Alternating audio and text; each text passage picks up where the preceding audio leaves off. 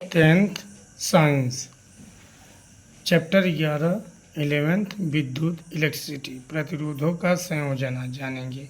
Combination of resistance प्रतिरोधों का संयोजन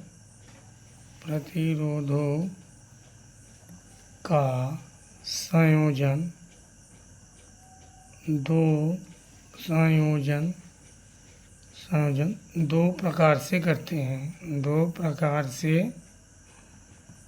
करते हैं। पहला श्रेणी क्रम संयोजन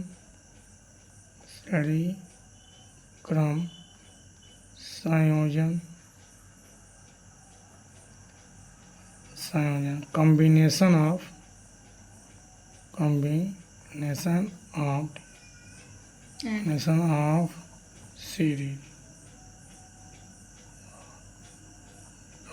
ऑफ सीरीज और दूसरा होता है समांतर क्रम संयोजन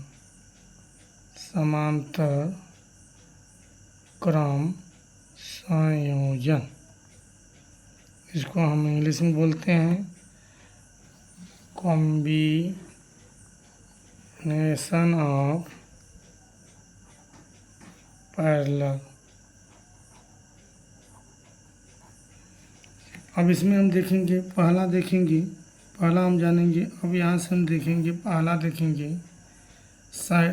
श्रेणी क्रम संयोजन। इसमें क्या होता है कि एक प्रतिरोध के बाद दूसरे प्रतिरोध के बाद तीसरा प्रतिरोध क्रम से जोड़ देते हैं।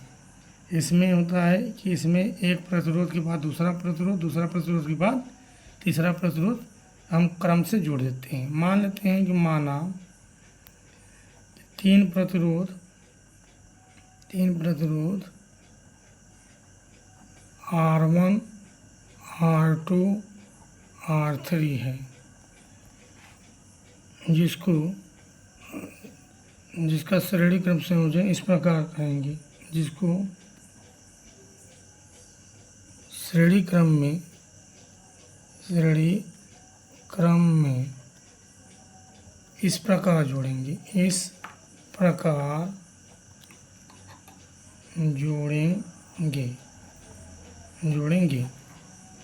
से।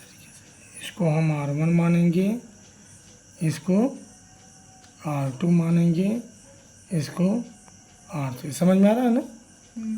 R3। और इसको हम किसी सेल या बैटरी या किसी अन्य वैद्युत स्रोत से जोड़कर इसमें हम क्या प्रवाहित करेंगे? धारा प्रवाहित करेंगे, मतलब करंट फ्लो करेंगे। देखो नोट पॉइंट में इसमें क्या होता है, नोट में कि श्रेणी क्रम संयोजन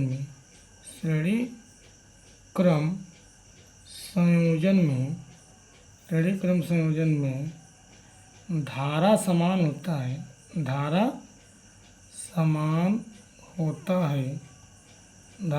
होता है, परंतु क्या अलग अलग होता है? विभव। परंतु विभव मतलब वोल्टेज क्या होता है? अलग अलग होता है। विभव अलग होता है, याद रखिएगा। अब इसके बाद अब हम देखेंगे, मान लेते हैं कि माना R1 प्रतिरोध की ऐसे नहीं मान लेते हैं, प्रतिरोध R1 के सिरों के बीच विभवांतर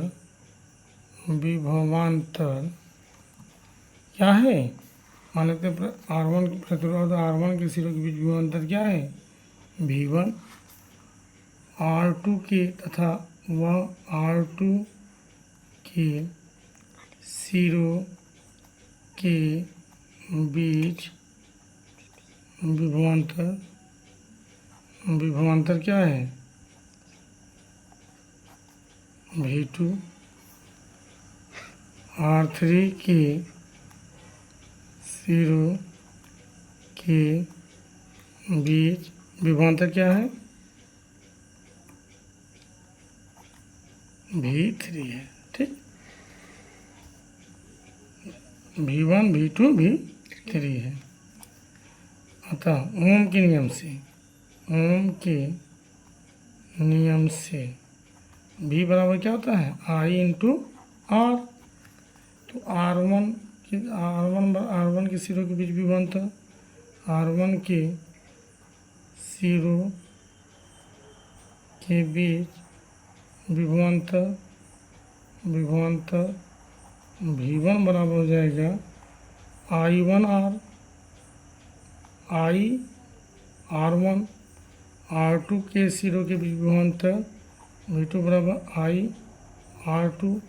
R3 के सिरों के बीच विभवांतर क्या हो जाएगा? V3 बराबर IR3। ठीक, कुल विभवांतर कितना हो जाएगा? विभवांतर V बराबर हो जाएगा IR1 plus IR2 plus IR3। तीनों विभवांतरों को हम क्या करेंगे? जोड़ देंगे।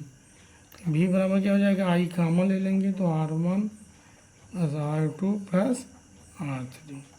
चूँकि V बराबर होता है V बराबर होता है I इंटू R, अतः यहाँ R क्या लेंगे? टोटल लेंगे। टोटल तो V की जगह पर हम लिखेंगे IR टोटल